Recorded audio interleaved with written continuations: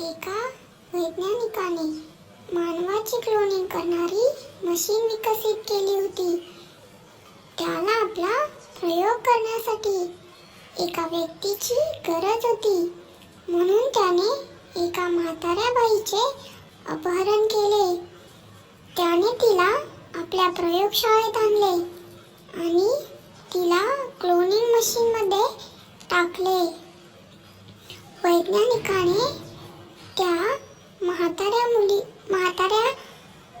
बाईच्या मुलाला आपल्या आईला बघण्यासाठी प्रयोगशाळेत बोलावले. तो मुलगा प्रयोगशाळेत पोहोचला, परंतु पाहतो तर काय, तिथे 4 महिला होत्या ज्या अगदी त्याच्या आईसारख्या दिसत होत्या. तर तुम्ही सांगू शकाल का, या 4 महिलांमधील त्या मुलाची आई कोण आहे?